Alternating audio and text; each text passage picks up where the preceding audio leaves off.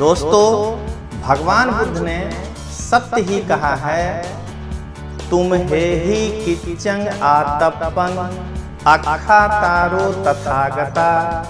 इसका मतलब है कि सफलता के लिए आपको स्वयं ही मेहनत करना है, शिक्षक का काम केवल मार्ग दिखलाना है।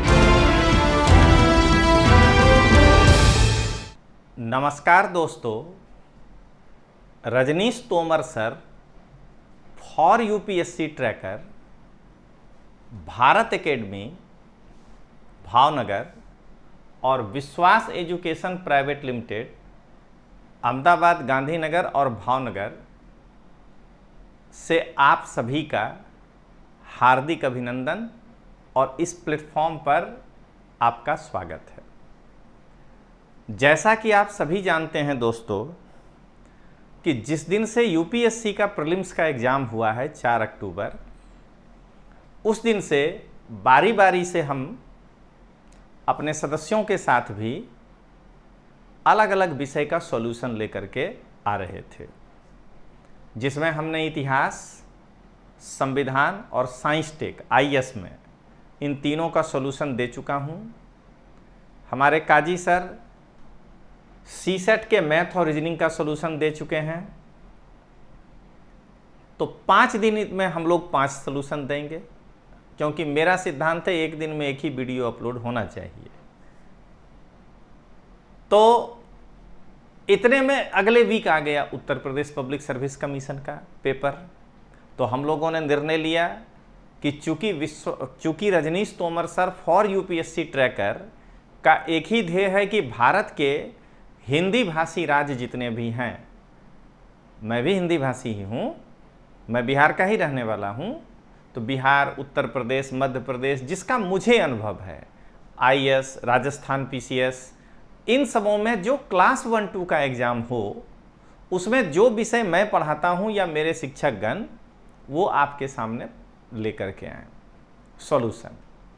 तो चूंकि मैं इतिहास, भूगोल, संविधान और विज्ञान और टेक्नोलॉजी ये 4 विषय पढ़ाता हूं,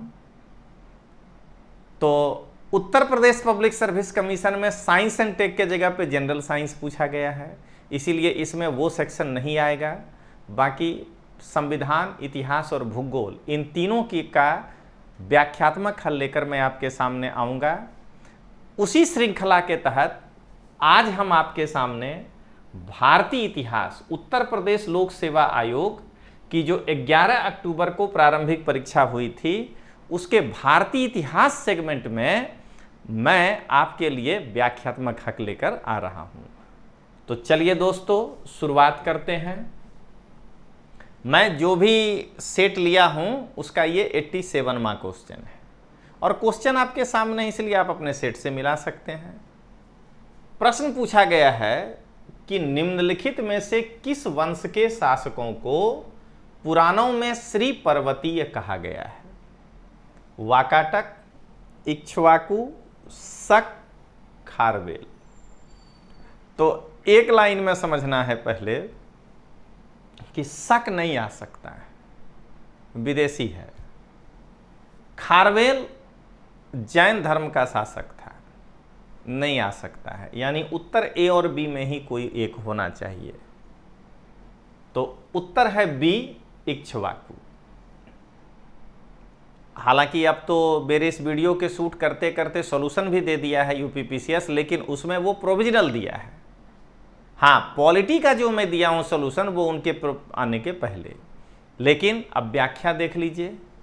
तो व्याख्या है, इसका आंसर हुआ बी कि इक्ष्वाकु को श्री पर्वती कहते हैं। कहीं कोई समस्या नहीं है।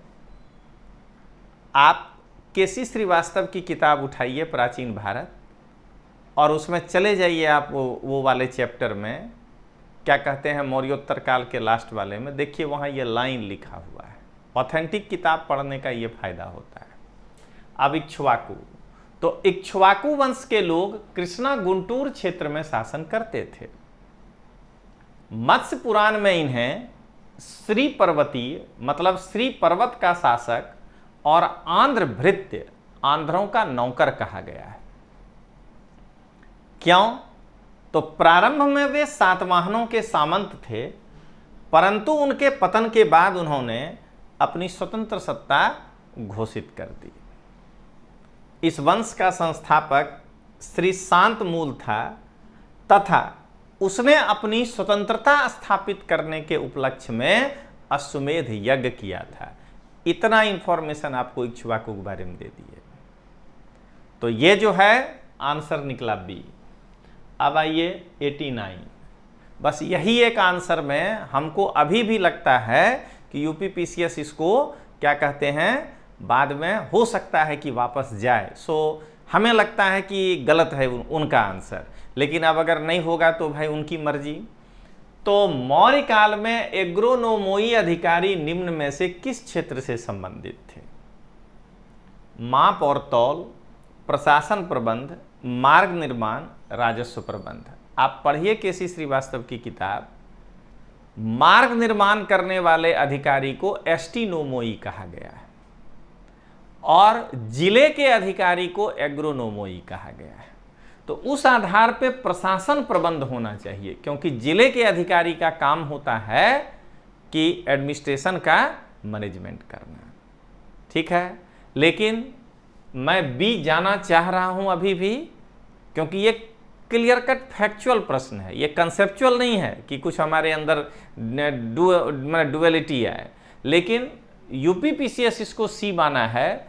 अब देखते हैं कि वो क्या होता है। ठीक है, अब व्याख्या तो मैं अभी भी यही करूंगा कि मेगास्थनीय जिले के अधिकारियों को एग्रोनोमोई कहता है, जिसका काम शासन का प्रबंध करना था।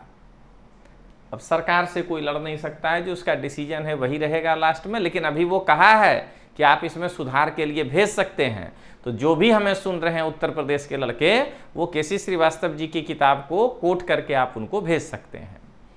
चलिए 91, सूची 1 को सूची 2 के साथ सुमेलित कीजिए और सूचियों को नीचे दिए गए कूट से सही उत्तर चुनिए। सूची 1 महाजनपद, सूची 2 राजधानी।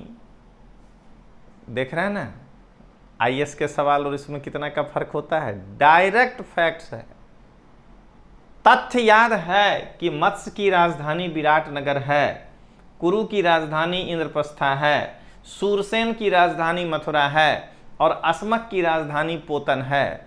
Match the following. नहीं याद है तो कोई कंसेप्ट काम नहीं आएगा।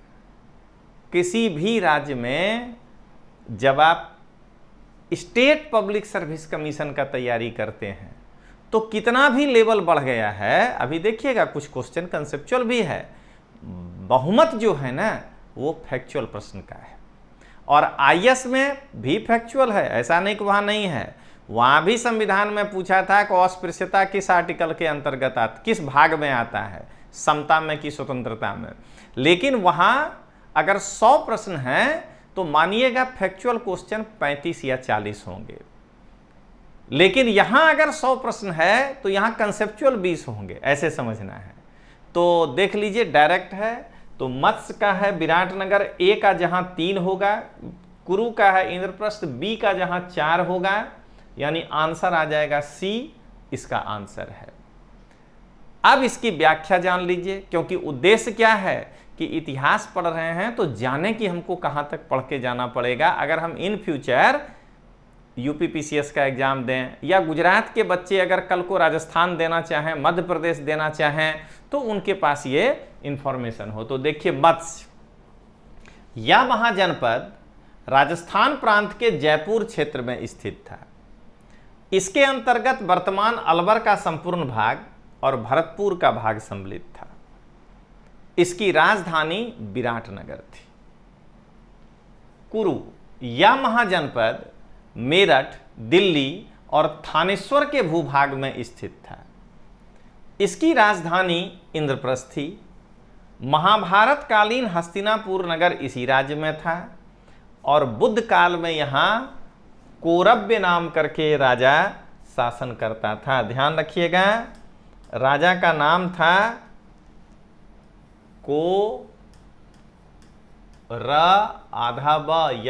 कौरव्य नाम का राजा यहाँ पे शासन करता था।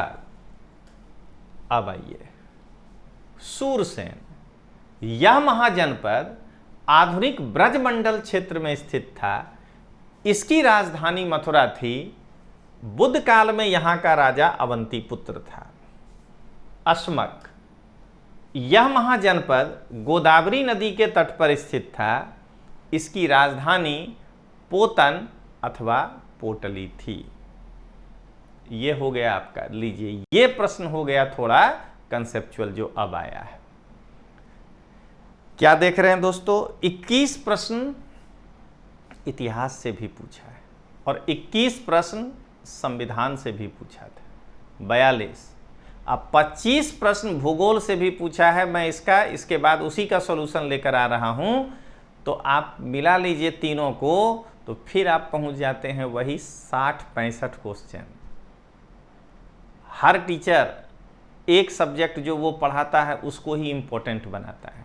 मैं तो 4 विषय पढ़ाता हूँ, कैसे किसी को इम्पोर्टेंट कह दूँ।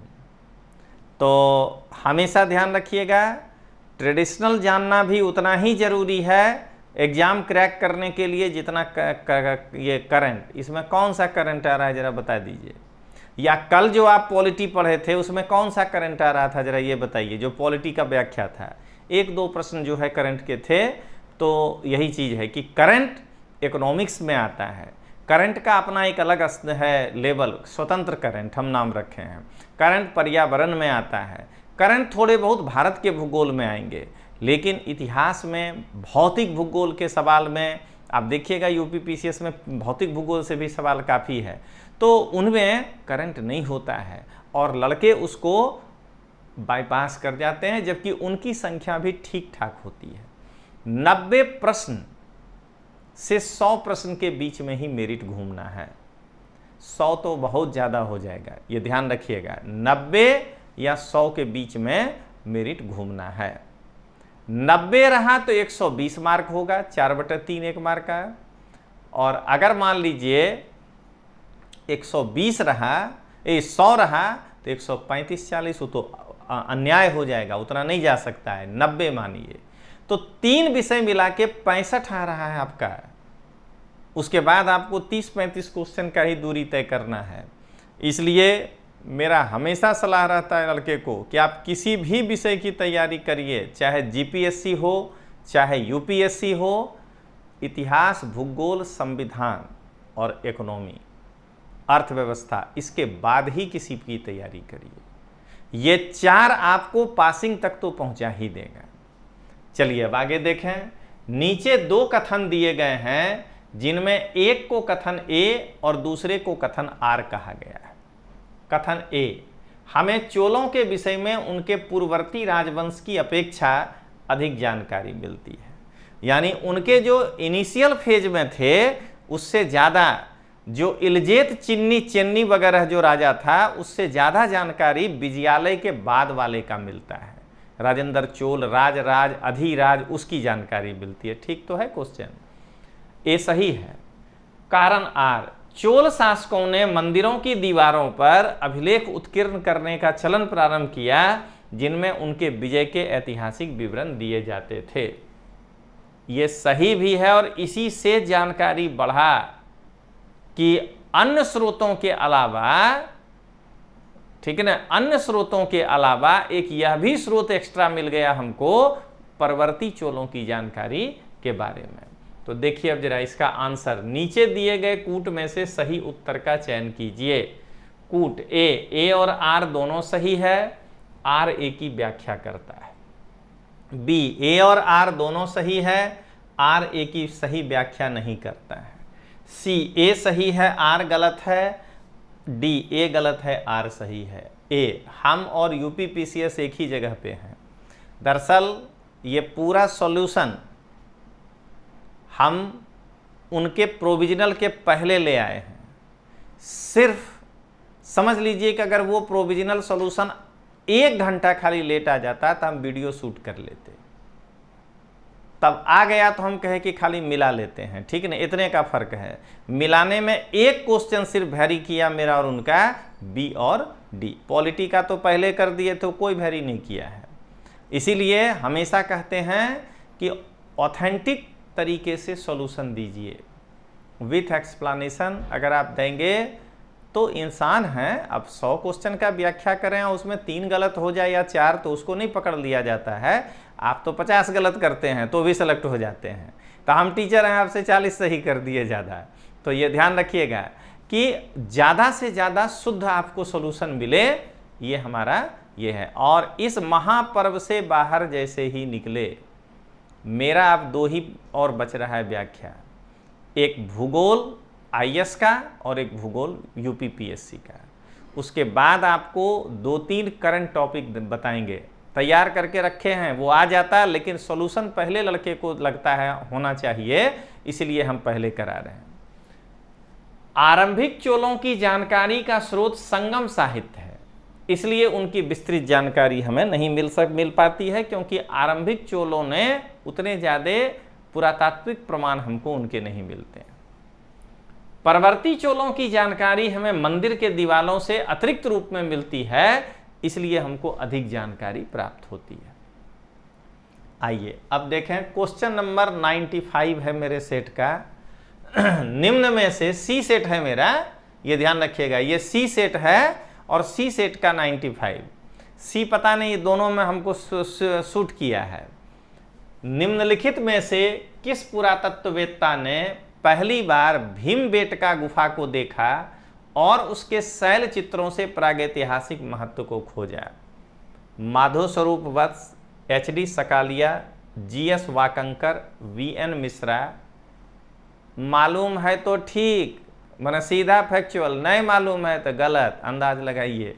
वाकंकर साहब हैं, लेकिन जरा सुनिएगा, जिस दिन लड़के को इतिहास में कहते हैं PT में हम कि प्री हिस्ट्री भी पढ़ लो,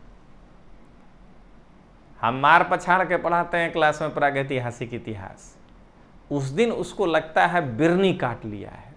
नहीं सर सिलेबस में नहीं है। अरे भाई, हड़प्पा प्राग इतिहास ये सबको तो दोनों मिक्स है, निकाल नहीं सकते हो। वही नवपाषाण काल का मेहरगढ़ आरंभिक हड़प्पा में आ जाएगा, क्या करिएगा उस केस में? तो ये जो वो जो दिल्ली वाला हवा, हम हर बार यही बात बोलते हैं कि दिल्ली वाला हवा है, कि ये नहीं आएगा, ये नहीं आएगा, मैंने तुमको ठेका दे दिया है कि यही वाला आएगा।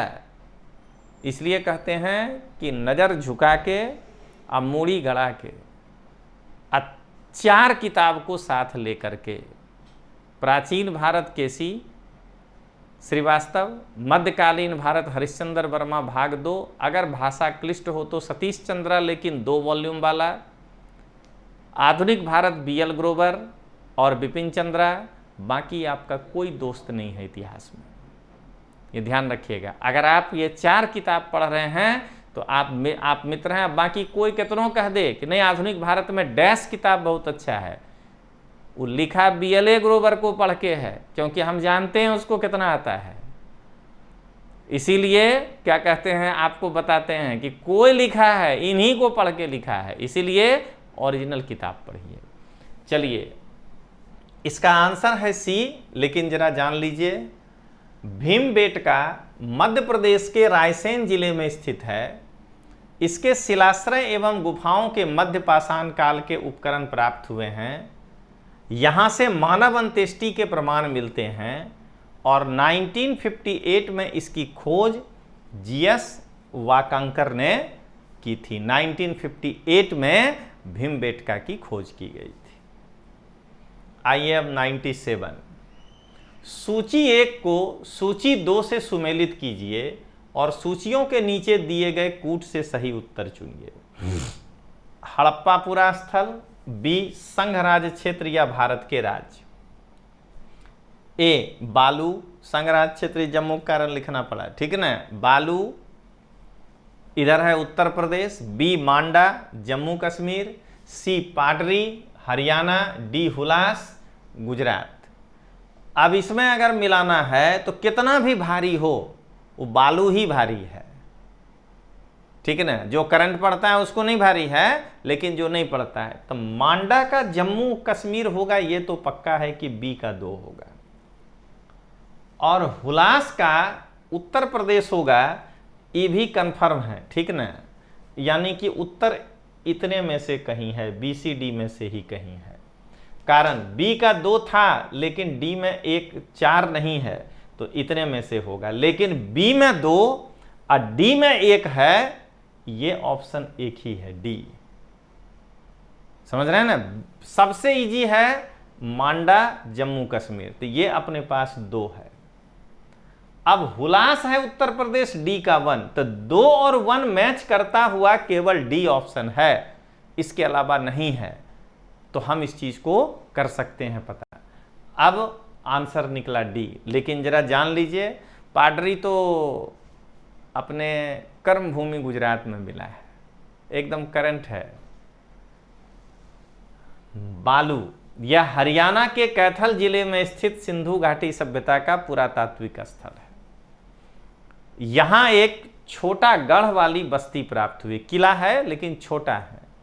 यहां से लहसुन के साक्ष्य प्राप्त हुए हैं, ठीक है। आगे मांडा, यह जम्मू से करीब 28 किलोमीटर दूर चिनाब नदी के किनारे स्थित सिंधु घाटी सभ्यता का सर्वाधिक उत्तरी स्थल है। 1982 में जगपति जोशी एवं मधुबाला ने इसका उत्खनन करवाया था। पाडरी लिखा गया है और हम लोग यहां उच्चारण पादरी करते हैं, पादरी। तो यह गुजरात के भावनगर जिले के तलाजा तालुका में, जहां यह शूटिंग हो रही है, भारत के कोई भी लोग अगर सुन रहे होंगे, देख रहे होंगे, तो भावनगर में ही ये शूटिंग कर रहे हैं। हम अहमदाबाद में नहीं कर रहे हैं, भावनगर में हमीर के भारत एकेडमी के स्टूडियो में आके शूट कर रहे हैं। इसी जिले में यहाँ से 55 किलोमीटर दूर है तलाजा, उस तलाजा तालुका में पादरी है। इसे गुजराती नाम है केरल नो धोरो, केरल नो धोरो भी कहा जाता है। यहाँ से तांबे के मछली के हुक पाए जाते हैं। अंदर से इतनी खुशी हुई कि अपने गुजरात का प्रश्न यूपी में आया। हुलास यह उत्तर प्रदेश के सहारनपुर जिले में स्थित है। यहां से सैंधव लिपि युक्त एक ठप्पा मिला है। चलिए अब देखें क्वेश्चन नंबर 99। निम्नलिखित कथनों पर विचार कीजिए और नीचे दिए गए कूट से सही उत्तर चुनिए। मुल्तान के सूर्य मंदिर का उल्लेख ह्वेनसांग, अबू जईद, अल मसूदी और अल बरूनी ने किया है। सांबपुर यात्रोत्सव सूर्य पूजा से संबंधित था। ए केवल 1, बी केवल 2, सी 1 और 2 दोनों, डी ना तो 1 और ना ही 2। क्वेश्चन पहली बार बनाने का प्रयास किया है यूपीएससी जैसा, लेकिन यहां मिस्टेक ये हुआ है थोड़ा सा कि ऐसा जो भी प्रश्न आया है उसमें सब में उनका सी ही आंसर है। इसका मतलब है कि थोड़ा सा पेपर सेटर या तो आप पे दया किया है कि public service commission state level का तैयारी करने वाला लड़का है, आईएएस का लड़का नहीं है, उलझा देंगे तो मेरिट और ऊपर चला जाएगा। ये तो नहीं कहेंगे कि उनका लेवल नहीं था, बिना लेवल का कोई थोड़े पेपर सेट करने आ जाता है, लेकिन आप पे दया किया है। नहीं तो क्योंकि अभी आपको आदत लगा रहा है आगे से कि पढ़िए ऐसा क्वेश्चन आएगा, आप फंस जाइएगा आगे। ये आपके लिए एक मार्ग दिखलाया है, भगवान बुद्ध हमेशा मार्ग दिखलाते हैं। तो क्या देख रहे हैं, इसमें आंसर है सी, दोनों ही सही है। और इसकी व्याख्या देखिए आपको कितना बेहतरीन की है। मुल्तान के सूर्य मंदिर आदित्य सूर्य मंदिर के नाम से भी जाना जाता है। 641 ईस्वी में ह्वेनसांग ने इस मंदिर का मुलाकात लिया था। 11वीं शताब्दी में अल बरूनी ने भी इस स्थल का दौरा किया था। मुल्तान में मूल सूर्य मंदिर को कृष्ण के पुत्र सांब और सांब ने अपने कुष्ठ रोग के लक्षणों से राहत पाने के लिए किया था। अपने कुष्ठ रोग से राहत पाने के लिए सांब जो थे श्री कृष्ण भगवान के पुत्र, याद करिएगा जब लिखाते हैं ना भागवत संप्रदाय, कृष्ण और जाम्बती का पुत्र, कृष्ण और रुक्मिणी का पुत्र, तब लगने लगता होगा, आज देख लीजिए। तो वो अपने कुष्ठ रोग के इलाज के लिए सूर्य मंदिर का निर्माण करवाया था। और आगे जो भी थे अबू जईद अल मसूदी, वो सब भी इस मंदिर का विजिट किए हुए हैं। और मुल्तान सूर्य मंदिर की इसीलिए जो लोग यात्रा करते हैं वो सांबपुर यात्रोत्सव कहलाता है, क्योंकि एक कहावत है, ये कहावत नहीं कहिए कि ये मान्यता है कि इस मंदिर का निर्माण सांब ने करवाया था, कृष्ण के पुत्र ने, इसीलिए सांबपुर यात्रोत्सव कहलाता है। आगे बढ़ते हैं, लेकिन ये खास करके मैं गुजरात के लड़कों को हर बार संबोधित करता हूं, ये सीरीज इसीलिए लेके आए हैं। और राज्य में तैयारी करने वाले लड़कों के लिए खास करके मैं राजस्थान पढ़ाने जाता हूं, राजस्थान के लड़कों को संबोधित कर रहा हूं कि पुराना आरपीएससी समझ के तैयारी मत करिएगा। आरएएस पैटर्न हर राज्यों में बदल रहा है क्वेश्चन का।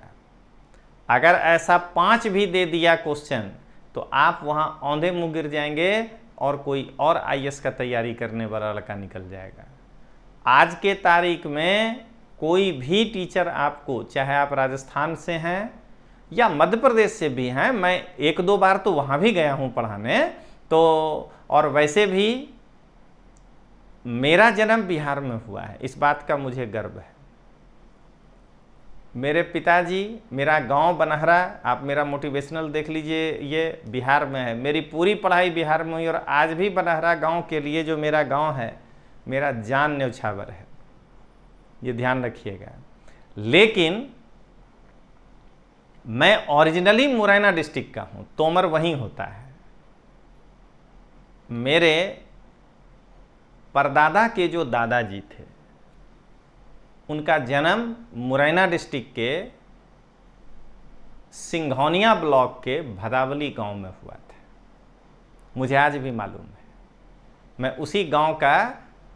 तो जरा सोच के देखिए कि मेरे साथ कितने राज्य का तार जुड़ा है, कि मेरे मूल वंशज मध्य प्रदेश के मुरैना डिस्ट्रिक्ट के सिंघौनिया ब्लॉक के भदावली गांव से हैं। मैं बिहार का रहने वाला हूं, मेरा जन्म बिहार में हुआ है। 12 क्लास तक मेरी पढ़ाई भी वहीं से हुई है, सब कुछ। 8 क्लास तक तो मैं गांव में हाफ पैंट पहन के दौड़ा हूं। और मेरा कैरियर जब दिल्ली में शुरू हुआ तो मैं दिल्ली का भी हो गया और मैंने 17 साल गुजरात में बिताए अब तक में। और अब तो खैर यहीं मैं बसने का निर्णय लिया हूं, मकान उकान यहीं खरीद लिया। तो क्या देख रहे हैं, 4 स्टेट को मैं पूरी तरह से जानता हूं। और राजस्थान मेरा ननिहाल है। मेरी मम्मी राठौर है, तो वो लोग भी बिहार में ही बस गए हैं। उनके भी परदादा के परदादा आए थे, बाकी वो लोग भी जोधपुर से ही यहाँ पे बिहार आए थे। उस वक्त राजपूतों में थोड़ा शादी विवाह जो है उधर मतलब कि मुरैना और वहाँ कर लेते थे कि बिहार के राजपूत उनको ऊंचा मानते थे। वो सब होता नहीं है, लेकिन उसमें मानते थे। उसी में उन लोगों का विवाह करके यहाँ पे ले आए थे। तो इसलिए अगर देखा जाए तकनीकी रूप से तो रजनीश तोमर इतने राज्यों से बिलोंग करता है, उसके शरीर में इतने राज्यों का उपकार है। बिहार जहां वो जन्म लिया, मध्य प्रदेश उसके पूर्वज हैं, वहां से क्या कहते हैं राजस्थान, तो उसके मातृपक्ष से। बाबर के बारे में पढ़ते हैं ना भाई कि मातृपक्ष से चंगेज खां का, तो हमारे भाई उसको चंगेज खां मत मान लीजिएगा, लेकिन क्या कहते हैं मातृपक्ष से मैं राजस्थान से बिलोंग करता हूँ। और चूंकि हमने दिल्ली विश्वविद्यालय में पढ़ाई किया और अपने जीवन के 12-13 साल, मतलब कि 7-8 साल एज स्टूडेंट और 10 साल 13 साल मतलब कि 23 साल दिल्ली में भी बिताया, तो दिल्ली से भी लगा है। और गुजरात ने तो मुझे पाला पोसा है, ऐसे समझिएगा। तो इसलिए मैं उन लड़कों को कह रहा हूं कि जो स्टेट सर्विस की तैयारी कर रहे हैं, लोकल चीला चाली टीचर से पढ़ना बंद करिए। एकदम हम बहुत मुफट आदमी हैं, एकदम चीला चाली है। आपको कोई कह दे कि जोधपुर में इतिहास का नंबर 1 है, नए है, उसको कुछ नहीं आता है। वो 4 लाइन रट लिया है और वही फटाफट बोले जा रहा है। 25 साल से बोल रहा है, इसलिए आपको अच्छा लगता है। कोई कह दे कि इंदौर में, अब हम तो नहीं जानते कि बेस्ट टीचर नहीं है, एनालिसिस होना चाहिए। वो थ्रू आउट जो है 1 लाइनर क्वेश्चन पढ़ाया है। तो ध्यान रखिएगा, थोड़ा सा लेवल बढ़ाइए। स्टेट पीसीएस का लेवल बढ़ते जा रहा है। आइए अब सिक्किम का भारत में विलय किसने किया? Lord Hastings, lord William Bentinck, lord Dalhousie, lord Auckland. C answer Dalhousie है, इसमें कुछ सोचना ही नहीं है। फर्क देख लीजिए ना, इसका सलूशन कराते हैं। व्याख्या देखिए, सिक्किम नेपाल और भूटान के राज्य के बीच एक स्थित इस राज्य था। डलहौजी ने उसके राजा पर यह आरोप लगाया कि उसने 2 अंग्रेज डॉक्टरों के साथ दुर्व्यवहार किया है। 1850 में उस राज्य के कुछ दूरवर्ती प्रदेश, जिनमें दार्जिलिंग भी सम्मिलित था, भारत में मिला लिया गया। कहीं से ये लाइन हमने नहीं लिया है, बीएल ग्रोवर का डायरेक्ट लाइन लिया है। समझ, सीधा आप जाइए डलहौजी और बीएल ग्रोवर में देख लीजिए कि सिक्किम का विलय हेडिंग है, उसमें यही 4 लाइन है कि नहीं। और हम जितना प्राचीन भारत दिखाएं आपको केसी श्रीवास्तव से था। चलिए आगे देखते हैं। सूची 1 को 108वां प्रश्न सी, सूची 1 को सूची 2 के साथ सुमेलित कीजिए और सूचियों के नीचे दिए गए कूट से सही उत्तर चुनिए। सूची 1 सिंधु घाटी सभ्यता, बी सूची 1 में ए, बी उत्तर वैदिक समाज, सी ऋग वैदिक समाज, डी मध्यकाल। और सूची 2 1 चारागाह, 2 जमींदारी, तीसरा कृषक, चौथा नगरीय। बचपन से पढ़ते आ रहे हैं, बचपन मतलब जब से हड़प्पा पढ़ते हैं। हमको कई बार, आपको ना बुरा नहीं मानिएगा, इस तरह से बताने में अच्छा लगता है। बचपन से पढ़ते आ रहे हैं, जब से हड़प्पा शुरू किए हैं, कि सिंधु घाटी सभ्यता एक नगरीय सभ्यता थी। और उसके बाद कंफ्यूजन होगा परीक्षा में। क्या कहते हैं? मध्यकाल में जमींदारी प्रथा था।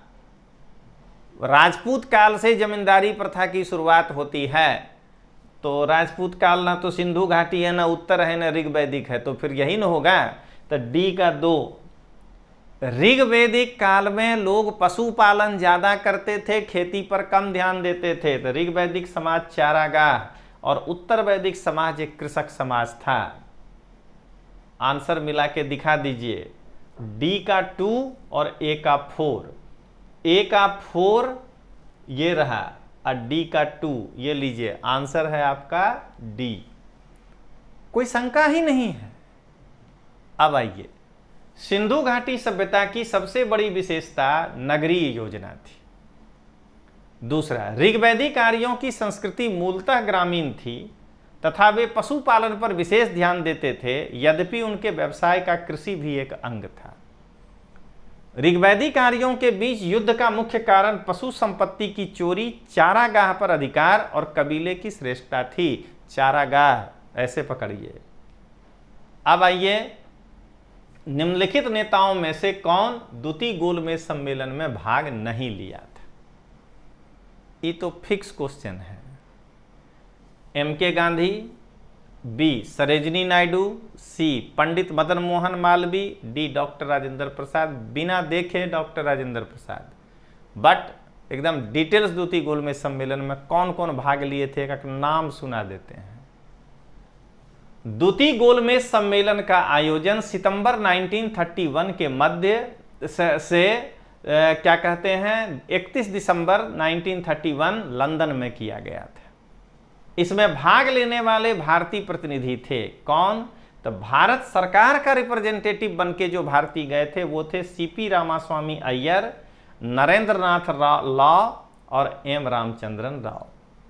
भारतीय राष्ट्रीय कांग्रेस से अकेले आदमी गए थे मोहनदास करमचंद गांधी। हालांकि ऐसा उच्चारण नहीं करना चाहिए, बापू हैं वो हमारे। तीसरा, मुस्लिम के तरफ से गए थे आगा खान थर्ड, मौलाना शौकत अली, मोहम्मद अली जिन्ना, ए फजलुल हक, सर मोहम्मद इकबाल, मोहम्मद शफी और मोहम्मद जुल्फिकार खान। हिंदुओं का रिप्रेजेंटेटिव हिंदू वर्ग से गए थे मुकुंद राव, रामाराव जयकर, बालाकृष्ण शिवराम मुंजे, दीवान बहादुर राजा नरेंद्रनाथ, पंडित मदन मोहन मालवीय। लिबरल उदारवादी समूह का नेतृत्व किए थे Jain Basu, CY Chintamani, Tej Bahadur Sapru, VS Srinivasa Shastri, Chiman Lal Harilal Setalvad. Justice party से थे बोबिली के राजा रामास्वामी मुदलयार, सर एपी पेट्रो, भास्कर राव मीठोजीर राव जाधव, और दलित वर्ग से थे डॉक्टर भीमराव अंबेडकर। सिख समुदाय के तरफ से थे सरदार उज्जवल सिंह और सरदार संपूर्ण सिंह। पारसी समुदाय के तरफ से थे Cowasji Jehangir, Homi Mody, Feroze Sethna. Indian Christian की तरफ से थे Surendra Kumar Datta, A T Panneerselvam. Anglo Indian के तरफ से थे सरोजनी नायडू, महिला के तरफ से थे सरोजनी नायडू, बेगम जहां आरा, शाहनवाज राधाबाई सुब्रमण्यम। और जमींदार वर्ग से थे मोहम्मद अहमद सईद, खान छतरी, कामेश्वर सिंह और सर प्रोवास चंद्र। जितना अपने काम का था वो हमने आपको बता दिया। अब हम लोग आगे बढ़ते हैं। देखिए, सूची 1 को सूची 2 के साथ सुमेलित कीजिए और सूचियों के नीचे दिए गए कूट से सही उत्तर चुनिए। पुस्तक, लेखक, the story of my deportation, Gita Rahasya, Surendranath Banerjee, Maulana Abul Kalam Azad, a nation in making, Lala Lajpat Rai, और इंडिया विंस फ्रीडम। इसका आंसर है ए। सबका लेखक सीधा कर देते हैं। The story of my deportation, Lala Lajpat Rai द्वारा लिखित, 1908 में प्रकाशित। गीता रहस्य 1915 में बाल गंगाधर तिलक द्वारा लिखित। कब? तो मांडले जेल में कैद के समय 1908 से 1914 के बीच उन्होंने इस पुस्तक की रचना की। A nation in making Surendranath Banerjee द्वारा लिखित तथा 1925 में प्रकाशित। इंडिया विंस फ्रीडम मौलाना अबुल कलाम आजाद द्वारा मूलतः उर्दू भाषा में लिखित। यह हो गया। अब आगे बढ़ें। सूची 1 को सूची 2 से सुमेलित कीजिए। बहुत ज्यादा सुमेलित वाला में गया है। जो 2000 वाले ईस्वी में यूपीएससी किया करता था, 90 के दशक में, उसमें मैच द फॉलोइंग ज्यादा आता था। फिर 2000 वाले में स्टेटमेंट वाला सवाल आने लगा। इन्हीं 2 की ओर ये बढ़ रहे हैं आगे। सूची 1, जजमानी, बाराबलूटा, मिरासी, इधर उत्तर भारत, कर्नाटक, महाराष्ट्र, अडाडे, तमिलनाडु। देखिए, जजमानी जो है वो उत्तर भारत है, ये सब कोई जानता है। और बाराबलूटा महाराष्ट्र में था। 3, तो 1 के साथ 3 के कॉम्बिनेशन में अब आप आ गए बी या डी। देख रहे हैं? तो आंसर है बी। अब इसकी हम लोग व्याख्या देखते हैं।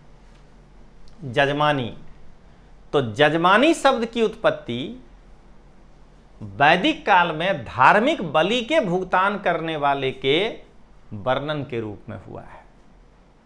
जो वैदिक काल में जो भी धार्मिक काम किए जाते थे उसका जो लोग पेमेंट करते थे, वहां से जजमानी शब्द का जो है उत्पत्ति हुआ है। या उत्तर भारत के आर्यों में पाई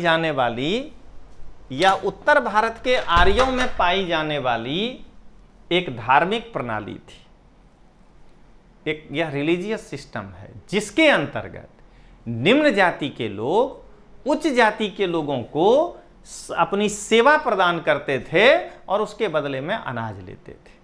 जो आदमी गांव से बिलोंग करता था वो आराम से इस चीज को समझ सकता है कि हम लोग नज़र से देखे हैं कि चंद्रिका काका थे, वो नाई थे तो गांव में, वो एकदम रोज सुबह अपना जो है नाश्ता उस्ता करके बनहरा आ जाते थे, सबके साथ घूमते फिरते रहते थे। जिसको दाढ़ी बाल करना है करा लिए, नहीं बैठ के गप भी मारते रहते थे। हमारे चाचा के दोस्त भी थे। दिन में कोई भी घर में खाना खा लिए, आ जाते समय जिसका दाढ़ी बाल बनाए हैं उनसे चावल गेहूं जो लेके जाना है चले गए। धीरे धीरे वो मनी में ट्रांसफर हो गए। पंडित जी आते थे, पूजा करा के जाते थे तो उनको जो है चावल दे देते थे। ऐसे करके जो है ये कहलाता था जजमानी व्यवस्था। अब आइए बाराबलूटा। महाराष्ट्र के गांव में 12 व्यवसायों का एक आनुवांशिक सेवक था।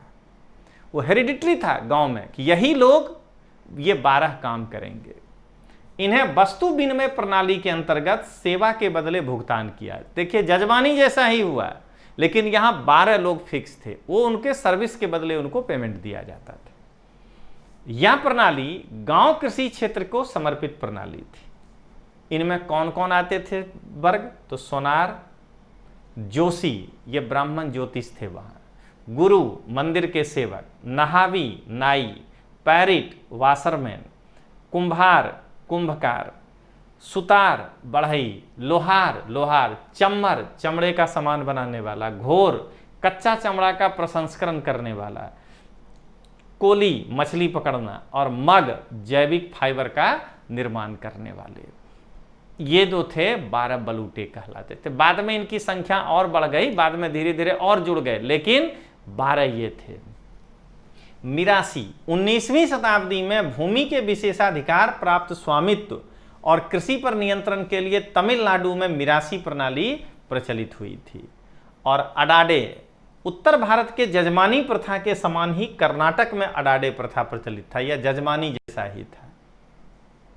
समझ में आ गया कि जो टिक मार के आया है वो मिरासी, और यही मिरासी आईएएस में भी पूछा था, मिरासीदार, ध्यान दीजिएगा। तो मिरासी तमिलनाडु में था। अगर ये किसी को मालूम है तो अडाडे अंदाज पे ही मारा होगा कर्नाटका। और कोई गाइड लिखने वाला बता दे कि अडाडे वो लिखा हो अपने कर्नाटका में तो मान जाएंगे। बड़ा 30 बार खां सब लिखता है ना हिस्ट्री का किताब, जरा दिखा दे कि वो जो है अडाडे लिखा हो कर्नाटका में तो हम मान जाएंगे। अरे 12 बलूटा लिखबेन किया होगा। हम अपने मध्यकालीन भारत में शिवाजी के प्रशासन को पढ़ाते थे, समाज को, उसमें 12 अलूटे 12 बलूटे ये सब हम पढ़ाते थे। और तब लड़का हंसता था क्लास में कि सर ये क्या कर रहे हैं। तो ध्यान रखिएगा कि आसान क्वेश्चन है ये। अब ये क्वेश्चन सब में आएगा, सबके किताब में होगा कि आधुनिक शस्त्रागार कौन बिठाया, और सब अपने अपने प्लेटफॉर्म पर याद करिएगा। हमने पढ़ाया था, अडाडे ने पढ़ाया था, मिरासी ने पढ़ाया था। इसी को कहते हैं हम लोग की बदमाशी कि भाई थोड़ा लिमिट में रह के पढ़ाइए। भारत में और भी लोग हैं जिसको आता है पढ़ाना। देखिएगा मूड़ी झुका लेगा एक आदमी, घूम घूम के ऐसे चबा चबा बोलेगा। अरे भाई तुम कितना जानते हो हमको मालूम है, तुम्हारा पूरा हिस्ट्री जानते हैं, हम भी दिल्ली में पढ़े हैं, समझे ना। स्टाफ रख के लिखवा लेने से तुम ज्ञानी नहीं हो जाएगा। वो नन्हे बच्चों को जो है भरवा लो, बट हम लोग जानते हैं कि तुम कितना जानते हो। समझ गए? आधा से ज़्यादा बर्बाद तुम ही किए हो हिंदी माध्यम के लड़के को, ये ध्यान रखना। तो चलिए आगे देखते हैं। निम्न में से कौन 1755 में डिंडीगुल मैसूर में एक आधुनिक शस्त्रागार की स्थापना की थी? नंजराज, हैदर अली, देवराज, चिक्का कृष्णा। देवराज और नंजराज को हटा करके हैदर अली राजा बना था। ये तो कहानी पढ़े थे, वो तो पहले हट गया था, तो डिंडीगुल क्या करने आएगा वो। बी है आंसर। हैदर अली का जन्म 1727 में मैसूर में हुआ था। इसने अपना जीवन एक घुड़सवार के रूप में आरंभ किया था। फ्रांसीसियों की सहायता से डिंडीगुल में एक आधुनिक शस्त्रागार की स्थापना की। एसरसन इसीलिए कह रहे हैं मध्य प्रदेश के लड़के और राजस्थान के लड़के, गुजरात के लड़के को तो जीपीएससी पानी पिला चुका है 2017 से कि क्वेश्चन भारी होगा। पानी पिलाना का मतलब गलत नहीं लीजिएगा, पढ़ना पड़ेगा। कालो डूंगर क्या छे में मामलतदार नहीं बनाएंगे, बात खत्म है। तो या बेला बदर क्या छे इस पे नहीं होगा मामलतदार, ये क्लियर हो गया है गुजरात में। लेकिन बाकी स्टेट के लड़के अब तक जो परीक्षा हुआ है उस पैटर्न को भूल जाइएगा। हर राज्य को इसीलिए देखा जाता है, उसको भूल जाइए और नए पैटर्न को ध्यान रखिएगा कि assertion reason match the following, 2 statement, यानी कि परीक्षा का पैटर्न स्टेट सर्विस में भी बदल रहा है। अब वो पुराना 1962 वाला भारत नहीं है, समझ गए ना। यूपीपीसीएस को ध्यान में रखिएगा। अब ये नया भारत है, पानी पिला देगा अगर चीन बनने का प्रयास करिएगा तो, इसीलिए बढ़िया से पढ़िएगा। तो चलिए नीचे 2 कथन दिए गए हैं जिनमें एक कथन को ए और दूसरे को आर कारण कहा गया है। ए, ब्रिटिश सरकार ने भारत के अलग अलग भागों में भू राजस्व की अलग अलग व्यवस्था लागू की थी। बिल्कुल अरे रैयतवाड़ी महलवाड़ी दो तो हम सभी को याद रहता है ना, बाकी जाने दीजिए नहीं याद है तो नहीं है। इससे भारतीय किसानों में अलग अलग वर्ग बन गए, तो इससे वर्ग नहीं बनेगा अलग अलग तो क्या बनेगा, इसी कारण से बना। इसीलिए इसका आंसर है ए और आर दोनों सत्य है, आर ए की व्याख्या करता है। ब्रिटिश सरकार ने भारत के अलग अलग भागों में रैयतवाड़ी, महालवाड़ी और अस्थाई जमींदारी पद्धति प्रारंभ की, जिससे किसानों के अलग अलग वर्ग उत्पन्न हो गए थे। क्लियर हो गया? अब आइए 117। निम्न ग्रंथों पर विचार कीजिए और उनको कालक्रम के अनुसार सजाइए। फतवा जादारी, पृथ्वीराज रासो, किताबुल हिंद, ताबकाते नासिरी। कुछ भी याद नहीं है तो दो इसमें बिल्कुल आसान है कि पृथ्वीराज रासो चंद्रबरदाई के द्वारा लिखा गया है पृथ्वीराज के काल में, 1200 के पहले की घटना तो है ही, क्योंकि द्वितीय तराइन के युद्ध में वो हार गए हैं 1194। ठीक, आज जीते भी हैं 1192 में। यार वो होता है, इसको मैंने ऐसा भी नहीं ले लेना है कि हम लोग कुछ नहीं जानते हैं। आज जिसमें गोरी सरपट भागा था और उसको तो शर्म नहीं था कि लौट के आया। आज अगर हम लोग होते तो मर गए होते चुल्लू भर पानी में डूब मर के, कि पृथ्वीराज चौहान कैसा पानी पिलाया था। वो तो युद्ध प्रणाली थी, उसमें थोड़ा सा मिस्टेक हो गया होगा इसलिए हार गए। लेकिन ऐसा भी नहीं गिन लेना है कि पृथ्वीराज चौहान उससे कमजोर थे। अगर फाइनल मैच कराते, तीसरा करा के देख लेते तो ना 2:1 मानते कि कौन मतलब कि विजय हुआ। अरे 2 मैच खेले, तुम जब खेले तो घोड़ा चढ़ के सरपट भाग गए, टिकते तो दूसरा मैच होता भी क्या। अगर तुम में दम था तो कहते ना कि मर जाएंगे पृथ्वीराज चौहान जैसा, लेकिन भागेंगे नहीं तुम्हारे पास से, तब मानते कि तुम में दम था। भगोड़ा सब जो है आता है और सरपट घोड़े भाग जाता है और होशियार बनता है। तो इसीलिए ध्यान रखिएगा, मैंने गोरी को कहा है, अब बिल्कुल कहूंगा क्योंकि वो आक्रमणकारी था। बाबर 1% हमको उसके लिए नहीं है इज्जत, आक्रमणकारी था। अकबर मेरा राजा था क्योंकि उसका जन्म यही हुआ था। यदि आप अकबर को नहीं मानेंगे तो क्या मुझे बिहार का लोग बिहारी नहीं मानेगा? तब तो हम कहीं के नहीं रहेंगे। मुरैना वाला कहेगा कि तुम्हारा जन्म बिहार में हुआ है, तुम बिहारी हो, बिहारी कहेगा कि तुम नहीं हो, हम मध्य प्रदेश के हैं। इसलिए इतिहास को जब पढ़ना है भारतीय बन करके, तो जिसका जन्म इंडिया में हुआ है उस समय वो इंडियन राजा है। आई सब भगोड़ा है, इसको नहीं मानना है, चाहे वो गजनी हो या गोरी। तो सुनिएगा, गोरी 1191-92 कहानी है पृथ्वीराज रासो। किताबुल हिंद जो है वो पहला भगोड़ा के साथ था, महमूद गजनी अलबरनी लिखा था, वो 1000 ईस्वी का आसपास है। तो 3 इसमें से पहला घटना है, क्योंकि बाकी 2 तो दिल्ली सल्तनत के स्थापना के बाद लिखा है। कुछ नहीं आता है तो ऐसे एनालाइज करिए।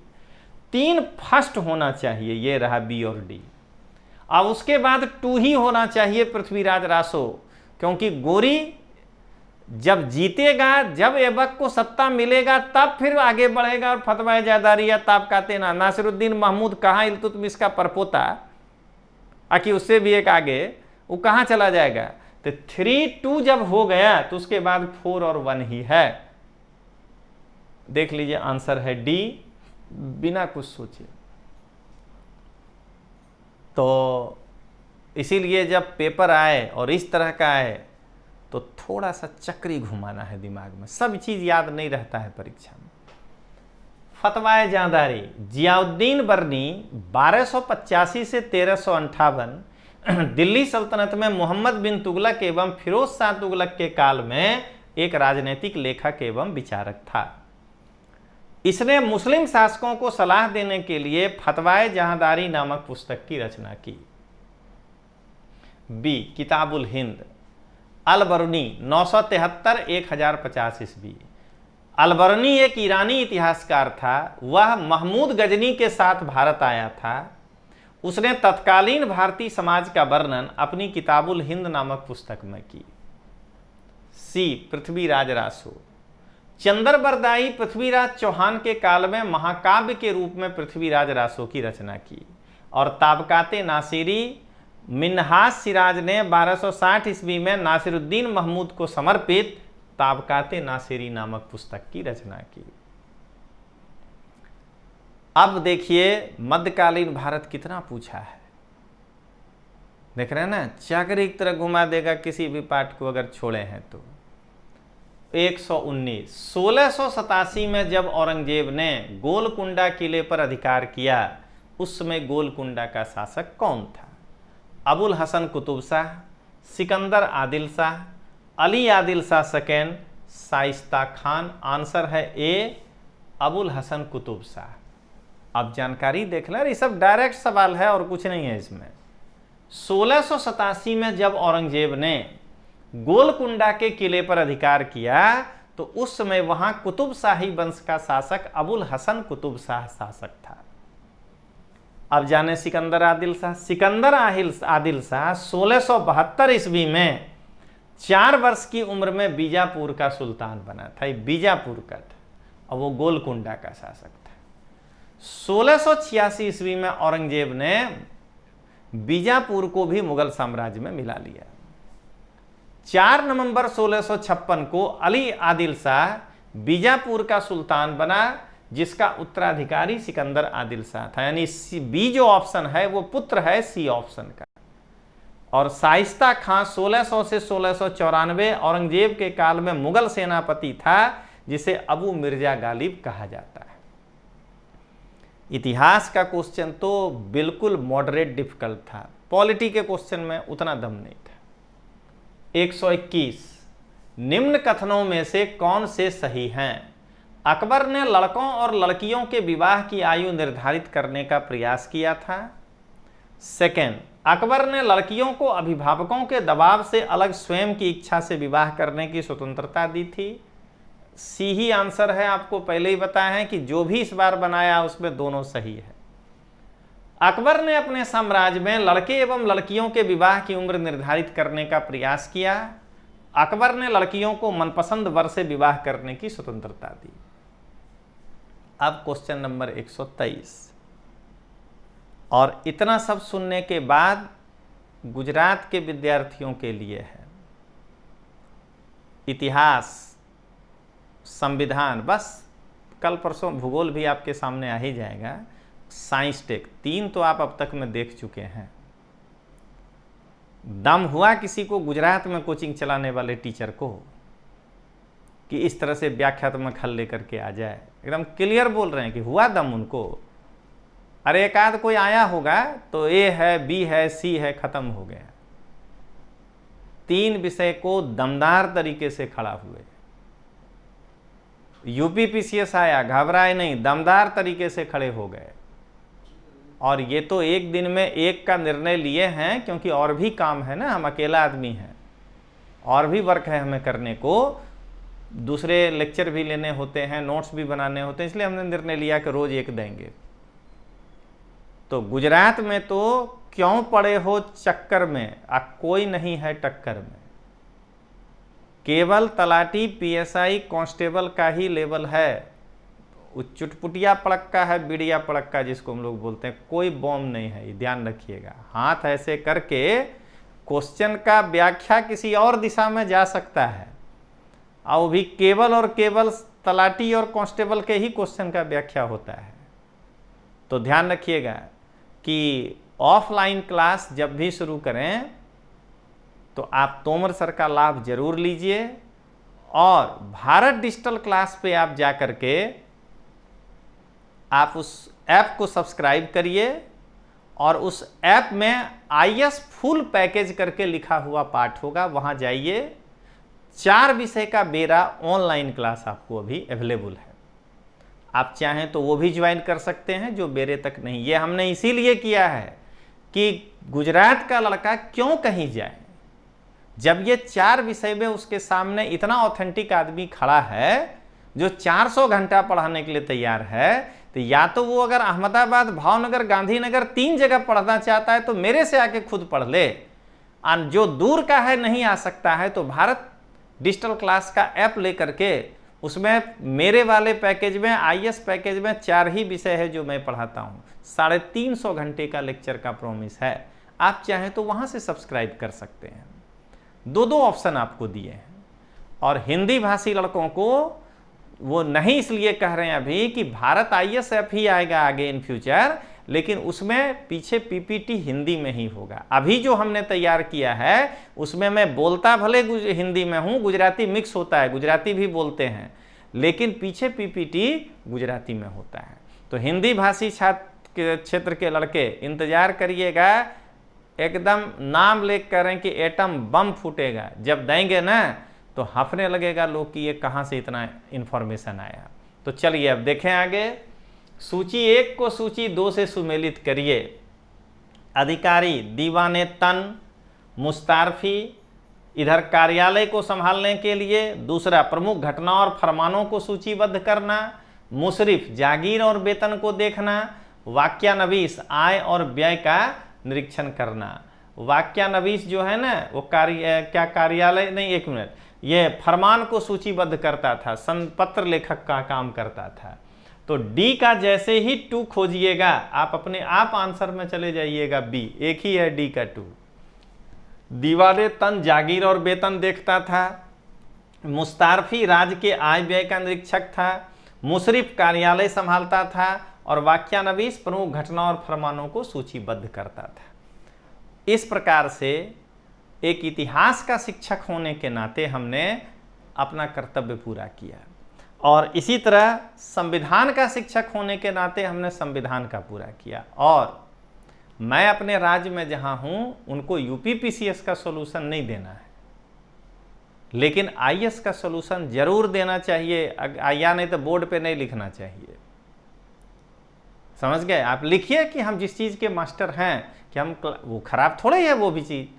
आप देखिए MP मध्य प्रदेश या राजस्थान वगैरह में वो एक आधे गो ऐसा होगा कोचिंग वाला जो सब कुछ चलाता है, क्योंकि वो कुछ नहीं चलाता है, सब जगह है एक ऐसा। लेकिन एक आध ऐसा ब्रांडेड क्लास होगा जो साफ लिखता है कि हम केवल RAS चलाते हैं, साफ लिखता है कि मध्य प्रदेश चलाते हैं। एक आध दो जो है जिसको कि आलू प्याज के भाव से खोल देना है, वो सब कुछ चलाता है। स्पेशलाइजेशन जरूरी है। या तो IS PCS पढ़ाया जा सकता है, या तो फिर कांस्टेबल तलाटी जिसको कि पटवारी वगैरह बोलते हैं, वो खराब नहीं है, वो उसका पूरा का पूरा पैटर्न अलग है। तो गुजरात के मैं जरूर कहूंगा कि उन शिक्षकों को या तो वो IS बोलें कि मैं नहीं पढ़ाता हूं, अकेला आदमी रजनीश तोमर पढ़ाता है, और अगर पढ़ा या GPSC भी नहीं पढ़ाता हूं, क्योंकि अगर GPSC का हर टीचर कह रहा है कि हवे तो भणवा पढ़से सिलेबस IS जे भी थई गया, तो तमे क्यारे सिलेबस ना व्याख्या करशो, IS ना प्रश्न व्याख्या तो करो साहेब। हाथ जोड़ीने विनती करूँ छूं कि आवो, प्रतियोगिता करो। इतिहासना पितामह छो, इतिहासना परदादा छो, तो क्यारे करशो, आवीने करो IS ना व्याख्या। तो चलिए दोस्तों, मिलते हैं अगले क्लास में। जय हिंद, जय भारत।